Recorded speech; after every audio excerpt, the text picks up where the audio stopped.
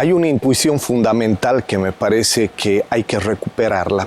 Es que todas las escrituras santas están como atravesadas de un hilo en el cual se percibe que el Dios de Israel, que va a revelarse plenamente en el Dios de Jesucristo, ya comienza hilando una actitud de fondo y una presentación constante. No es episódica, sino que es constante, que es incluir a todos. Es la apertura universal hacia los extranjeros, que era un tema complicado, la apertura puntual hacia las mujeres, incluso aquellas que no son de Israel, es la apertura hacia el pobre, la viuda.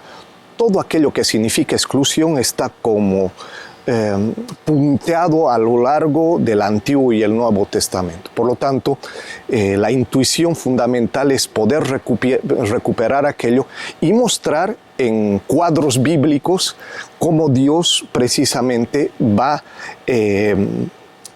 poniendo de frente una actitud de inclusión, ¿no? Ante exclusiones de diferente tipo, Dios constantemente sorprende y pide actitudes de inclusión.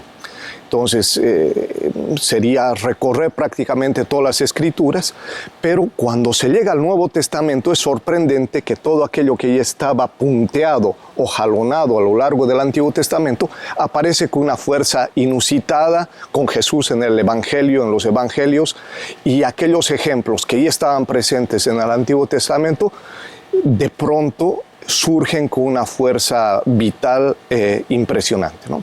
Hay varios ejemplos que podríamos ir comentando, sería largo, pero desde el Antiguo Testamento ya aparecen esos ejemplos. La inclusión de los extranjeros en el descanso sabático, la inclusión de paganos en el plan de salvación de Dios, la inclusión de pecadores y una sociedad desastrosa como la de Nínive, le incluye también en el plan de Dios. La inclusión de una mujer pagana, Ruth, la incluye dentro de la genealogía de Jesús como si fuera un ancestro de Jesús. Eso aparece en el Evangelio de Mateo con una fuerza también brutal, espectacular, porque una extranjera y pagana además, de origen, se convierte como en el ancestro de Jesús, en la línea de Jesé. Bueno, impresionante. Y luego en el Nuevo Testamento una multiplicidad de ejemplos concretos en los que Jesús, con muchísima claridad, pues se enfrenta a la cultura de su tiempo, a los principios que circulaban como filosofía común, ¿no?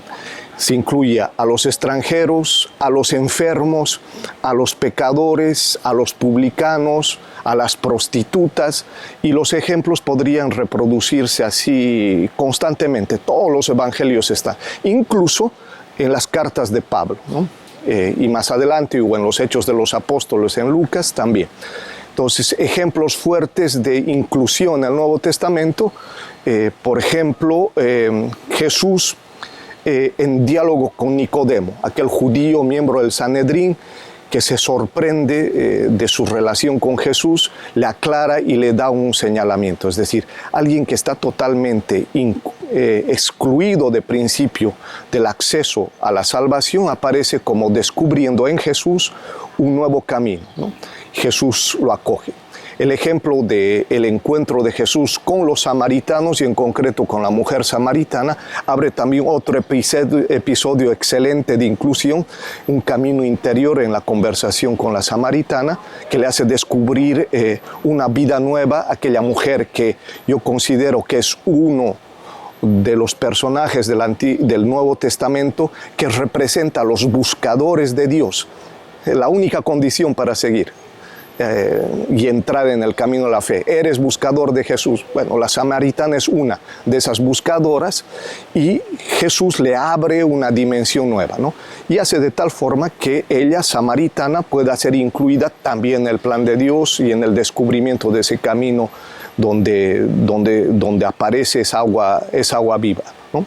Otro ejemplo muy interesante en el Nuevo Testamento es la inclusión de los paganos, ¿no?, en el plan de Dios. El centurión romano en el Evangelio de Marcos es absolutamente genial, porque es una figura que está en el corazón mismo del Evangelio de Marcos, y hay una dimensión de fe que es exaltada por Jesús en el centurión romano, y hace de tal modo que su siervo que estaba enfermo pues sea curado, sea sanado, ¿no? Recibe la sanación, recibe la salvación en el sentido propio, la salud, y lo incluye como siendo parte pagano de ese plan de Dios que estaba reservado, ¿no? También se puede poner de ejemplo en el Nuevo Testamento el encuentro de Jesús con la mujer pagana, una sirofenicia griega, que sorprende a todo el mundo por la osadía que tiene, incluso le cuestiona a Jesús mismo, y Jesús como que finalmente cede ante una mujer y la incluye también en ese plan de la sanación y el plan de salvación.